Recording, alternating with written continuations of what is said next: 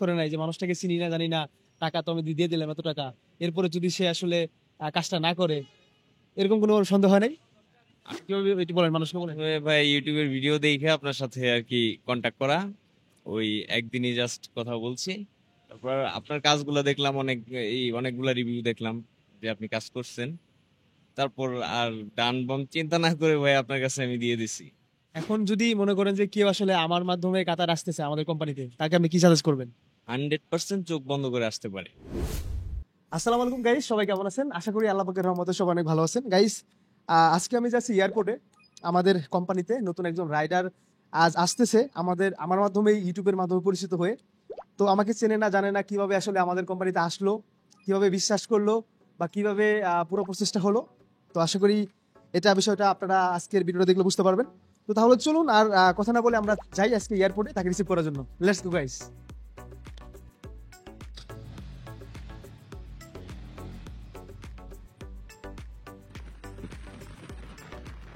তো গাইস, আমরা মাত্র চলে আসলাম এয়ারপোর্টে। এতক্ষণ যার কথা বলতেছিলাম আমাদের আলামিন ভাই। তো আসলে উনি আমাকে ইউটিউবের মাধ্যমে পরিচিত হয়ে আসলে আজ ওনার এই কাতার আসা।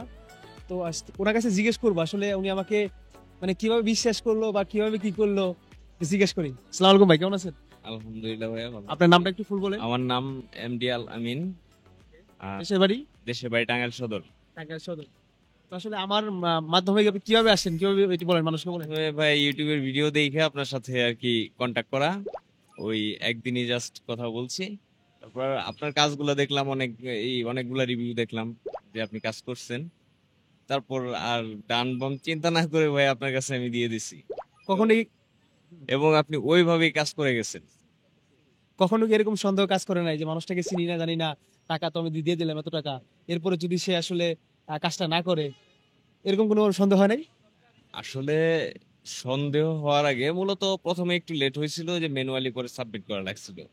কিন্তু আপনি যখন সাবমিট ম্যানুয়ালি করলেন তখন থেকে আর মানে সন্দেহ হওয়ার মতো কি, আগের দিন দিছে পরের দিন আপনি আমার কাজ আগায় গেছে, সন্দেহ করার তো সময় পাই নাই ভাই।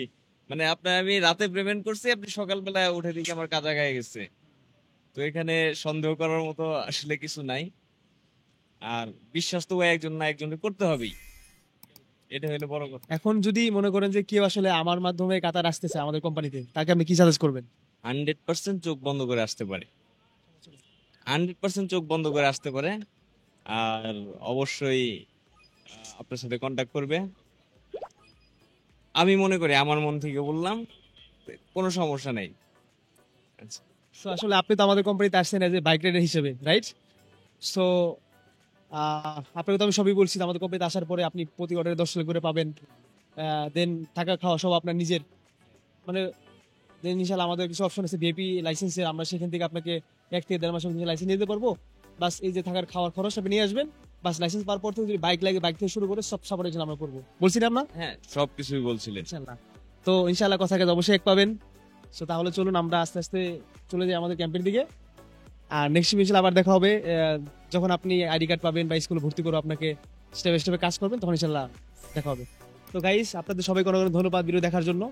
তো আসলে আপনারা যারা অলরেডি কাতার আছেন, যাদের কাছে লাইসেন্স আছে, ওয়েলকাম, আপনারা আমাদের কাছে তার সাথে যোগাযোগ করুন, আমার সাথে কাজ করতে পারবেন। যদি বাইক না থাকে বাইক আমরা দেবো, যদি কার না থাকে কার আমরা দেবো। বা অনেকে যারা আছেন যারা দেশ থেকে আসতে যাচ্ছেন, ওয়েলকাম, আপনারা চাইলে আমাদের মাধ্যমে আসতে পারেন, কোনো সমস্যা নেই। তো গাইস, নেক্সট ভিডিও ছিল আবার দেখা হবে। আর অবশ্যই ভিডিওটি লাইক দিবেন, সাবস্ক্রাইব করে আমাদের সাথেই থাকবেন। তো নেক্সট ভিডিও ছিল আবার দেখা হবে। এই সময় ভালো থাকবেন, নিজে খেয়াল রাখবেন। Take care. আসসালামু আলাইকুম।